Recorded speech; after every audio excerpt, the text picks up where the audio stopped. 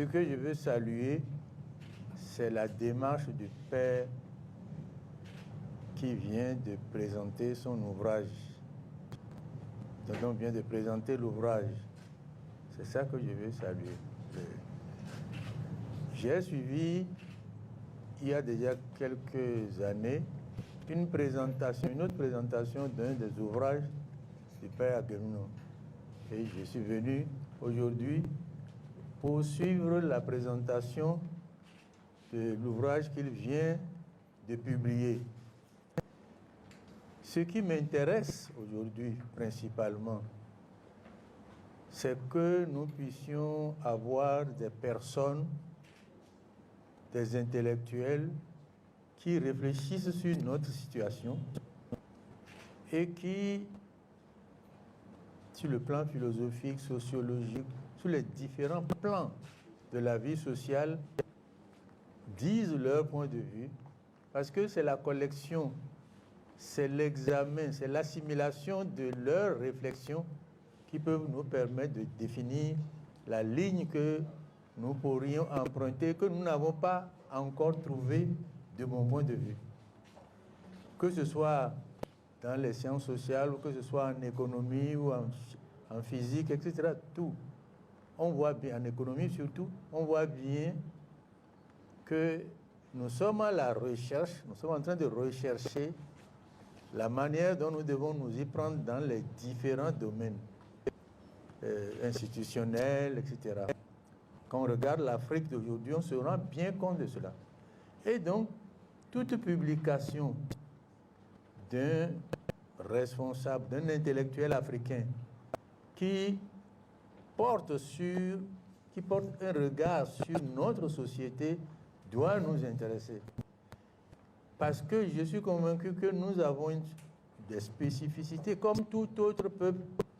Nous sommes le produit d'une évolution historique. Mais nous sommes, nous autres, le produit d'une évolution historique particulière.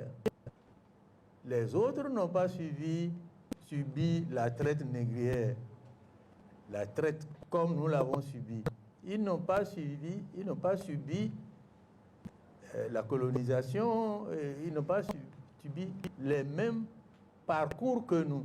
Donc, de ce fait, nous avons forcément des spécificités, même dans l'application des principes généraux sécrétés par des sociétés qui ne sont pas les nôtres, mais que nous partageons avec eux. C'est pour cela que chaque fois qu'un intellectuel rédige et publie un ouvrage, je trouve cela intéressant pour l'Afrique d'aujourd'hui. Nous devons saluer la démarche du père Aguemino et l'encourager, parce que à partir de l'observatoire béninois, il formule des principes et il regarde aussi, avec un regard critique, il formule un certain nombre d'idées que j'ai entendues tout à l'heure, des idées intéressantes, qu'il soit attaqué, qu'on le critique, enfin, ça c'est, si vous ne voulez pas ça, eh bien, restez chez vous. Donc si vous venez dans l'espace public et que vous exprimez des opinions, forcément, vous aurez un certain nombre de commentaires plus ou moins agréables ou quoi que ce soit, mais c'est comme ça que nous pouvons avancer.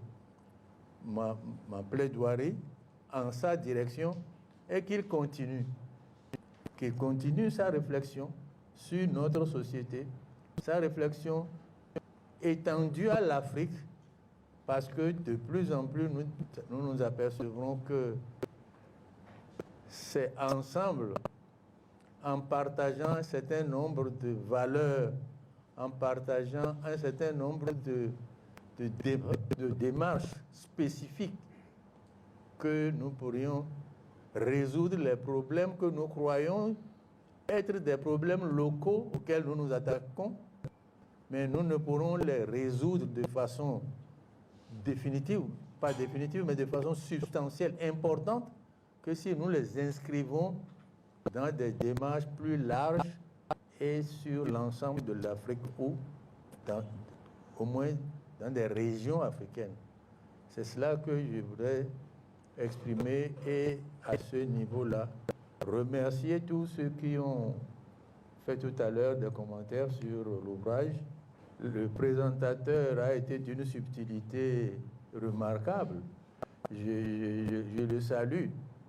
Et le parrain a complété avec sa chute remarquable également.